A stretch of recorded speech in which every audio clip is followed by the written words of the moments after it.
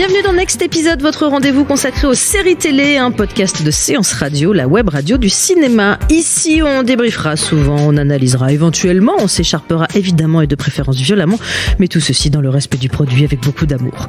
Aujourd'hui, la série aux 2 Golden Globes et 2 Emmy Awards, dont la 2e saison débarque le 2 mars sur OCS City, Atlanta, l'œuvre de Donald Glover. Pour en parler, 2 fans, Dern et Alfred, Mélanie Wanga, bonjour. Bonjour. Et Renan Cros, bonjour. Salut. Alors avant qu'ils ne posent tous deux leur flow, je propose l'info.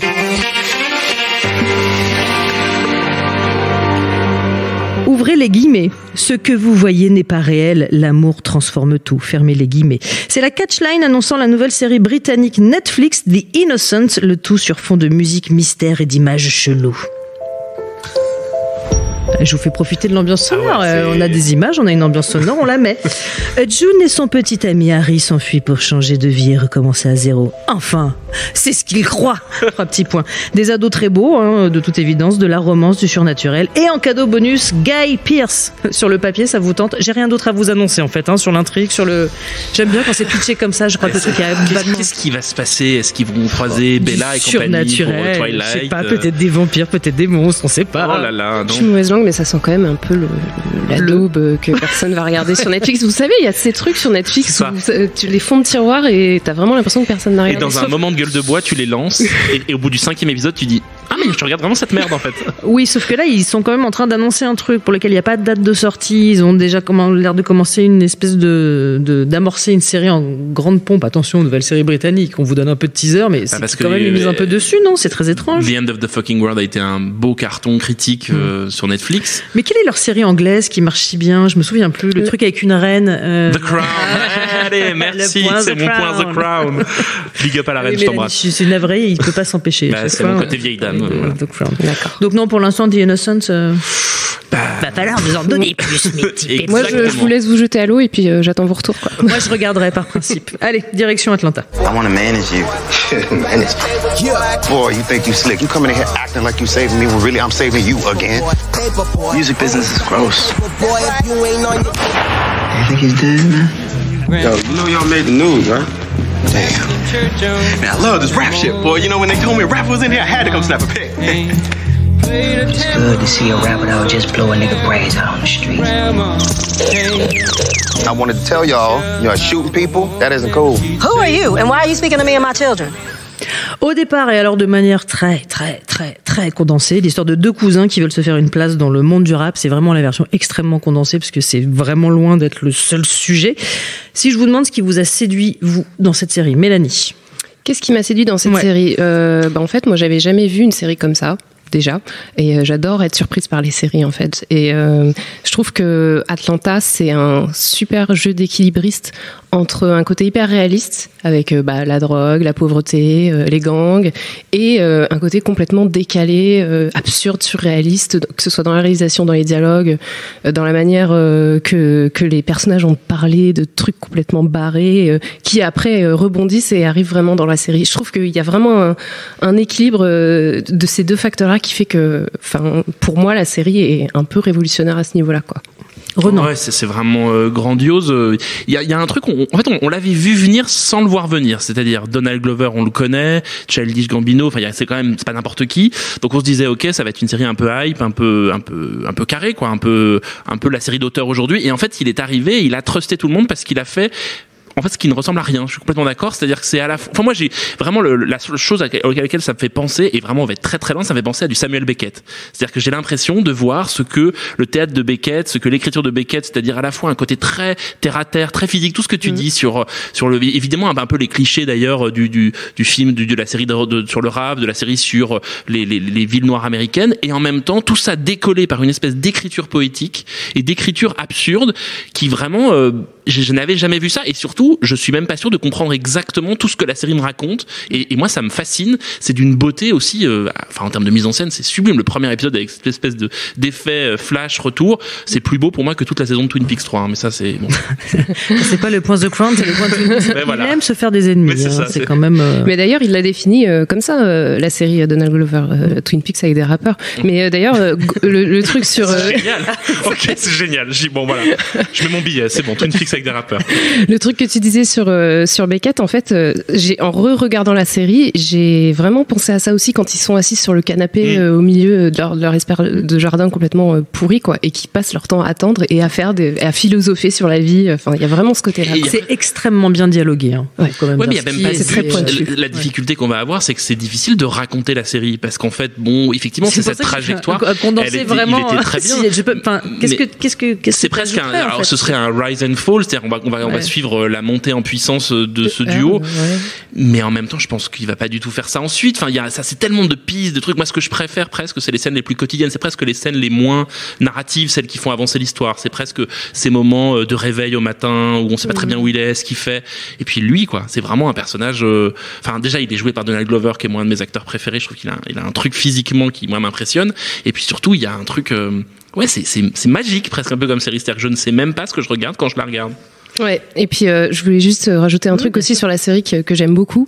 Alors, en anglais, on appelle ça les callbacks. En français, je pense qu'on pourrait appeler ça les rappels. Par exemple, on va parler d'un élément en particulier, que ce soit dans un dialogue où ça va apparaître, et puis après, on va le retrouver tout au long d'épisodes, une fois, deux fois, trois fois, quatre fois. Et par exemple, dans la saison 1, il y a le moment avec la voiture invisible.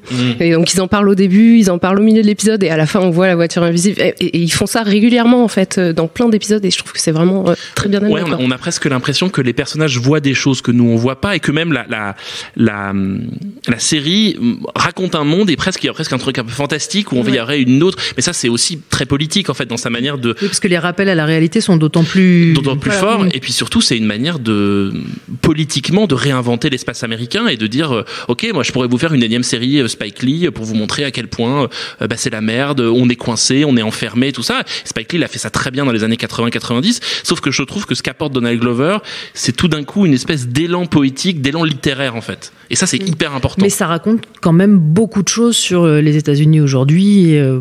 Oui. Non, mais de manière, sûrement presque moins coup de poing, mais tout aussi maligne, quoi. Oui.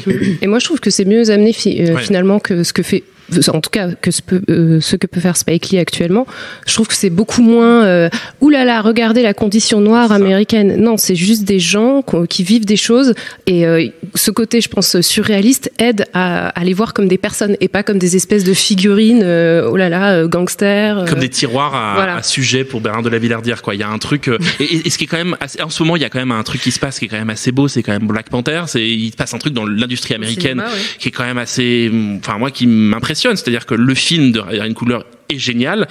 Il est génial, parce que c'est aussi un film politique, parce que c'est un casting entièrement noir aux États-Unis qui renverse le système et ainsi de suite, mais c'est aussi parce que c'est un grand film de mise en scène, c'est un grand film qui, comme Donald Glover, a intégré tous ces codes noirs américains et même noirs tout court pour en faire de la fiction, pour raconter des histoires, et qu'on n'est pas du tout, on est sorti, on parlait de Spike Lee, du cinéma à thèse pour montrer en fait qu'on pouvait faire avec ces personnages des grands récits universels. Et Atlanta, pour moi, ça parle de la vie en général, c'est pour ça qu'on pense à Beckett, c'est-à-dire que ces scènes sur le canapé, ça pourrait être nous trois en train de discuter de la vie dont on sait pas quoi foutre. Mais je crois que ça a été inspiré par nous, effectivement. Pas m'enflammer, mais il me semble qu'il y a quelque chose de cet ordre-là. La saison 2, vous en attendez quoi ? La saison 2, qu'est-ce que j'en attends ? J'en attends beaucoup parce que, alors, tu parlais de Black Panther, j'ai regardé le tapis rouge de Black Panther parce que oui, je fais partie de ces gens-là. Et donc, c'était magnifique. Et donc, Donald Glover était là à l'avant-première, et du coup, on lui a posé des questions sur la saison 2 d'Atlanta, et le mec lui dit moi, je suis super prêt pour la saison 2, et il lui dit non, tu n'es pas prêt. Donc, je pense qu'on va assister à encore plus d'audace narrative. Je pense qu'il va amener des choses. Je pense aussi que politiquement, il y a eu du changement depuis la saison 1 qui se passait sous l'ère Obama. Maintenant, on est sous l'ère Trump. Donc, il y aura ça fait des nouvelles choses à raconter, des choses à dire à ce niveau-là. Et puis, du coup, je pense que ça va être à la fois politiquement vachement potent, quoi. Mais il y aura aussi à mon avis, beaucoup d'inventivité au niveau de la réalisation. Ouais, je pense que Donald Glover, son génie, et c'est pour ça que sa figure, ce qu'il incarne dans la pop culture, c'est qu'il est jamais exactement là où on l'attend. C'est-à-dire, il est dans Community, mais c'est Childish Gambino, ce qui est pas du tout les mêmes univers d'ailleurs. Et puis tout d'un coup, il fait Atlanta, qui devient une série auteur, donc on dit ok, c'est le grand mec, c'est l'auteur noir américain qu'on attend. Puis après, il part faire Han Solo, qui est le nouveau film Disney Star Wars. On sait pas pourquoi il est là. J'ai l'impression que le type joue avec son image, joue avec la pop culture. Et cette saison 2, effectivement, il l'a dit plusieurs fois, vous ne savez pas ce que vous allez voir. Et je pense pense qu'il va changer. Et il fait tout pour. Hein. Et il fait tout donc, faut pour. quand même expliquer que c'est-à-dire personne n'a accès à quoi que ce soit de la série avant. En fait, tout le monde logé à la même enseigne. Je pense qu'il va vraiment retravailler la forme. Il va raconter ça différemment. Moi, je l'espère plus intime encore et plus autobiographique. Il est dur ce mot. Il est plus autobiographique que Atlanta, c'est-à-dire que vraiment, il raconte aussi ce que c'est. Moi, ce qui me fascine chez lui, c'est l'avatar, c'est la double identité, puisqu'il est à la fois Donald Glover, puis Childish Gambino, et puis là, il est donc Earl dans Atlanta. Et je me dis, est-ce qu'à un moment, il va réussir, et il y a Paperboy aussi dans la série, est-ce qu'il va réussir à raconter ce que c'est aussi la célébrité par un biais d'autre chose? J'aimerais bien que cette saison 2 soit encore plus, politique évidemment, mais presque encore plus méta, encore plus inventive sur les choses trappes de la série et les différentes lectures qu'on peut en avoir. Quelques indices peut-être, ou pas, dans cette bande-annonce de la saison 2. This is Paperboy, and you're tuned into the Fresh Mix Rap playlist. Long live Fresh. Let's do it again, and just like this time, like you're at a party and everything's crazy.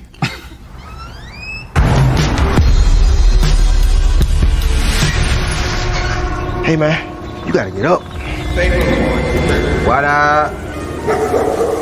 You staying? Damn, is you the landlord or something? Robin season. Everybody gotta eat. Hey, yo man, you just take a picture of me.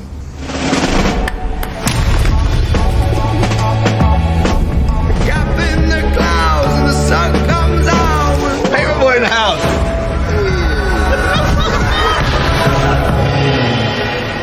You're gonna get us robbed.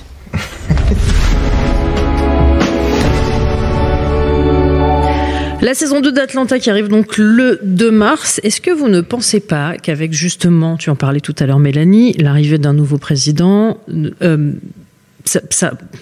vais me faire l'avocat du diable, ça va être horrible, mais ça risque pas peut-être d'affadir son propos à lui, parce que quand on se retrouve face à une telle démesure, est-ce que du coup toutes les tentatives de narration, d'explication, Il y a toute une théorie sur l'art créé en temps politique agité, et notamment l'art afro-américain.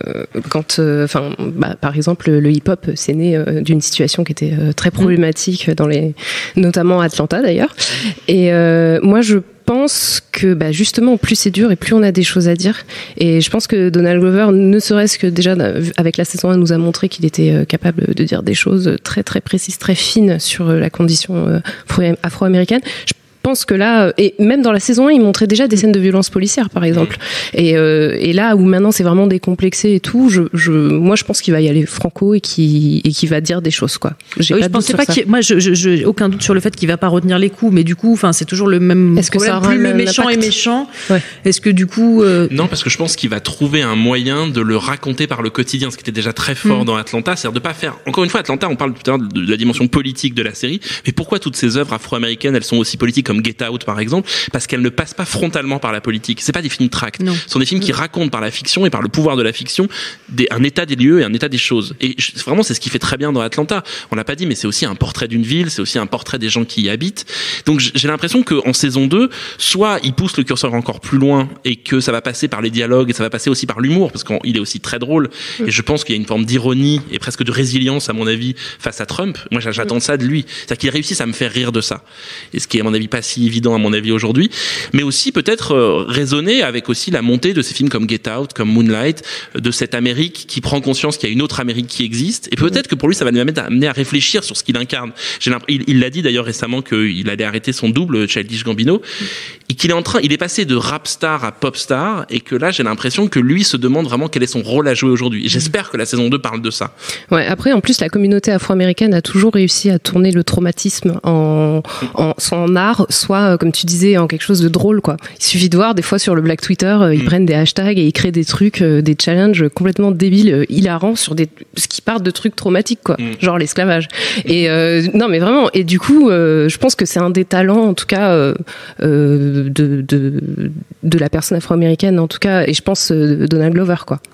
Et puis alors, la vraie force aussi de la série, c'est que effectivement c'est politique, mais c'est pas une série politique. Ça parle de rap, mais c'est pas une série sur le rap non plus. C'est-à-dire qu'il arrive à englober tous les sujets, les univers. Ouais, exactement.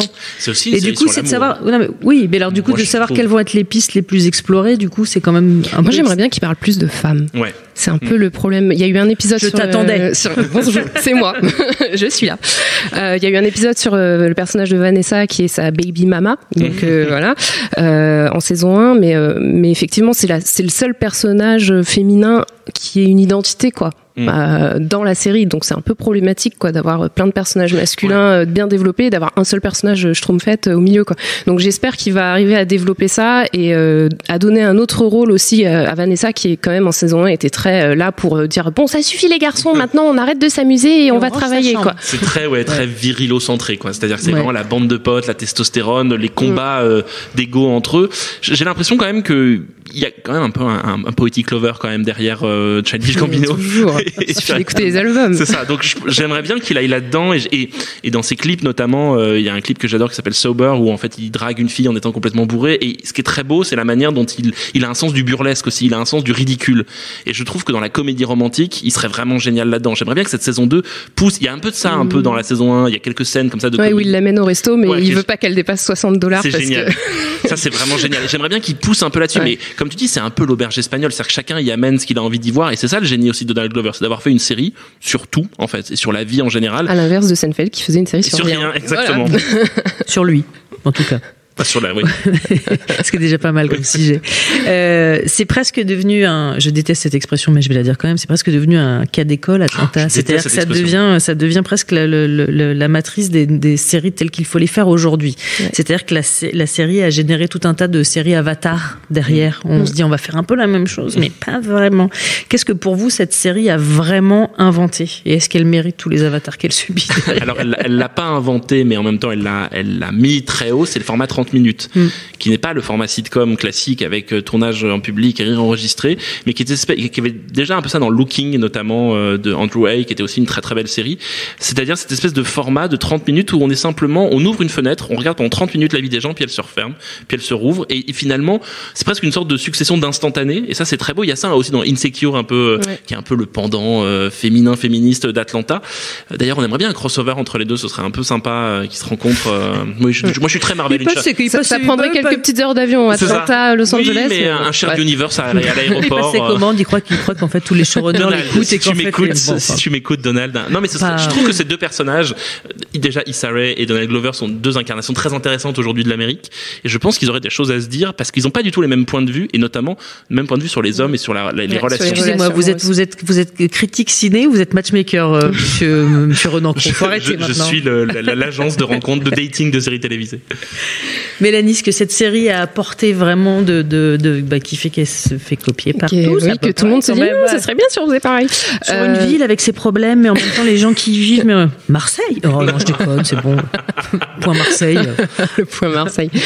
Non, moi je pense qu'il y a eu une époque, j'ai l'impression.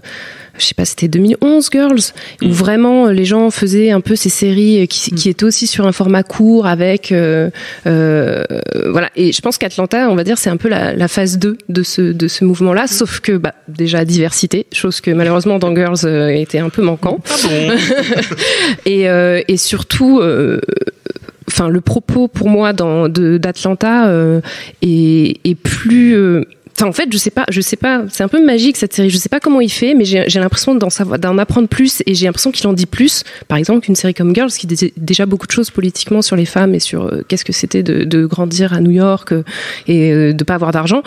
Et là, j'ai l'impression, quand je regarde Atlanta, de vraiment être en immersion avec eux, quoi, et de comprendre des choses d'un monde où pourtant j'ai jamais mis les pieds. Alors je sais pas vraiment comment il fait, mais il y arrive en tout cas. Ouais, moi j'ai l'impression peut-être que parce qu'il y a une dimension vraiment artistique dans la mise en scène, dans l'écriture. C'est-à-dire que c'est jamais fonctionnel, et c'est peut-être ça qui nous surprend, c'est-à-dire que les dialogues sont jamais vont vraiment à un point très précis. On n'a pas cette sensation d'avancer. Ouais. Et là où toutes les autres séries, on s'attend jamais aux dialogues qui arrivent en fait. Et donc on est un peu un peu spectateur en permanence, mais un vrai spectateur, pas un spectateur guidé sur un petit chemin qui nous emmènerait à la fin de l'épisode, mais un spectateur qui observe ces gens. Il y a un côté observateur, un côté presque un peu voyeuriste parfois sur ses relations avec les personnes. personnage. À mon avis, c'est ce côté vraiment artiste. C'est-à-dire qu'on a l'impression que c'est un produit qui est tellement pensé, travaillé. Je pense qu'il doit être très relou dans la vie de Donald Glover. C'est-à-dire que je pense qu'il doit tellement maîtriser son image. Compliqué, on va dire, pas relou, compliqué, on va dire. Je pense qu'il a une maîtrise totale de son écriture, de son image, de son travail, qui fait qu'à mon avis, la série lui ressemble totalement, et c'est peut-être ça qui nous plaît. C'est vrai que c'est pas une série où on se dit, ouais, c'est bon, dans 3 épisodes, et il va coucher avec machin et tout. Pas du tout, quoi. C'est pas du tout prévisible. On sait pas de quoi ça va parler, quoi. Oui, et on l'a assez peu dit. Rappelons aussi que c'est drôle, hein. Parce qu'on a parlé que de l'aspect quand même un peu politique. C'est drôle. C'est drôle, ouais. Le personnage de Darius, le bras droit de Paperboy, il est incroyable, quoi. J'ai redécouvert des répliques qui sortent, mais c'est ça, les répliques sont assez dingues. Il y a une sagacité, une manière d'écrire très rapide, mais en même temps, c'est presque trop bien écrit pour le regarder en une seule fois. C'est presque une série regarder plusieurs fois, tellement ça va vite. Et alors, je ne sais même pas s'il existe une VF, mais alors s'il existe une VF, ça n'a aucun... non, mais les VF où on dit black pour black, non, quoi. Non. En plus, Netflix est très coupable. Donc elle passe un message elle aussi à tous les gens de séries télévisées, pas ça. Non, on ne le fait pas. Mais peut-être en VO, c'est suffisant, on se dit c'est bien. VO sous-titré, ça marche. Ils ont mis le mec qui faisait Eddie Murphy, quoi. Mec, ça n'a aucun sens. Horrible. L'âne de Shrek. Que tu imites très très mal d'ailleurs. Je suis quand même... Je n'ai aucun talent, sans déconner. Non, beaucoup de talent, mais ouais, déçu, choqué. Pareil. On arrête ça tout de suite. Si je vous demande une recommandation. J'en ai plein. D'une série qui soit un rapport, soit vous faites comme Netflix, c'est-à-dire vous avez aimé, vous aimerez. Une série qui n'est plus à l'antenne et qui n'est même pas disponible en France, peut-être sur BET, mais je suis pas sûr, de Carmichael Show. Ah oui. Qui est une série absolument géniale, produite par c'est divin.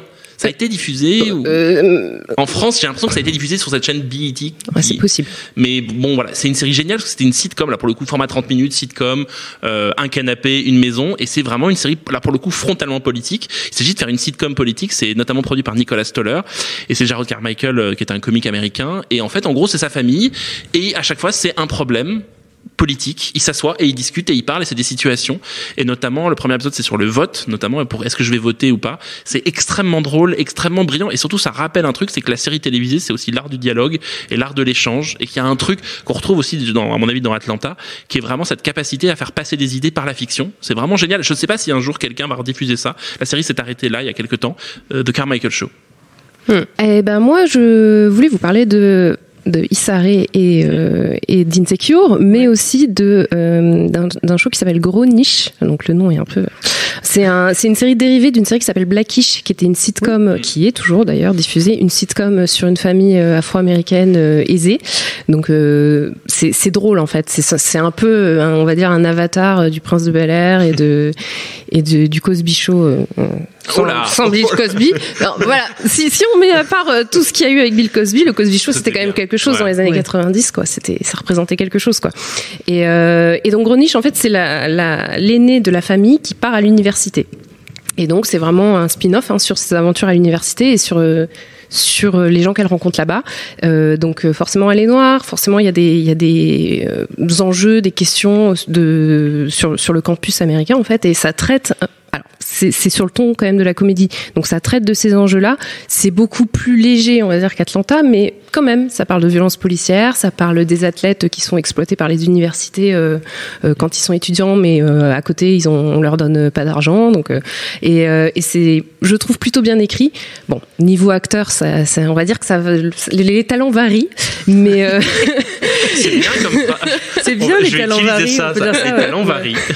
Mais moi, j'aime bien en fait. Ça me détend de regarder cette série. Et c'est le traitement léger des questions politiques qui se posent sous l'ère Trump. On y revient. Si tu recommandes, on valide. On est comme ça dans le next épisode. C'est terminé pour aujourd'hui, les amis. Merci beaucoup, Mélanie Wanga. Merci beaucoup, Ronan Cros. Next épisode, c'est terminé. Rendez-vous mardi prochain, même heure.